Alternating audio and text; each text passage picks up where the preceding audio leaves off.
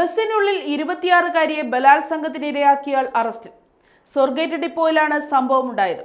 മഹാരാഷ്ട്രയിലെ ഷിരൂരിൽ നിന്ന് വ്യാഴാഴ്ച അർദ്ധരാത്രിയോടെയാണ് ഇയാൾ പിടിയിലായത്. കേസിലെ പ്രതിയായ ദത്താത്രേയ രാമദാസ് ഗാഡെ ഷിരൂരിലെ കൃഷിയിടത്തിൽ ഒളിവിൽ കഴിയുകയായിരുന്നു. കഴിഞ്ഞ ദിവസം ഗാഡയെ കണ്ടെത്തുന്നതിനായി 13 ടീമുകളെ പൂനെ പോലീസ് നിയോഗിച്ചിരുന്നു. കഴിഞ്ഞ ദിവസം രാത്രി ഭക്ഷണം കഴിക്കാനായി ഒരാളുടെ വീട്ടിലെത്തിയിരുന്നു. ഇയാൾ വിവരം ഉടൻ തന്നെ പോലീസിനെ അറിയിച്ചത് കേസിൽ നിർണായകമായി. നാട്ടിലേക്ക് പോകാനുള്ള ബസ്സാണെന്ന് തെറ്റിദ്ധരിപ്പിച്ചാണ് യുവതിയെ ബസ്സിലേക്ക് കൂട്ടിക്കൊണ്ടുപോയി ഗാഡെ ബലാത്സംഗത്തിന് ഇരയാക്കിയത്. പൂനെയിലെ സ്വർഗേറ്റ് ഡിപ്പോയിൽ ചൊവ്വാഴ്ച പുലർച്ചെയാണ് സംഭവം. ബസ് കാത്തിരുന്ന യുവതിയോട് എങ്ങോട്ടാണെന്ന് തിരക്കിയ യുവാവ് നിർത്തിയിട്ട ബസ് അങ്ങോട്ടാണെന്ന് പറഞ്ഞു.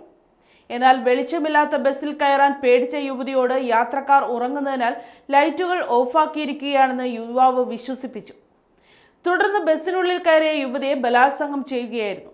നാട്ടിലേക്ക് പോകാനുള്ള അടുത്ത ബസ്സിൽ കയറിയപ്പോൾ സുഹൃത്തിനെ കാണുകയും പീഡന വിവരം വെളിപ്പെടുത്തുകയും ചെയ്തു.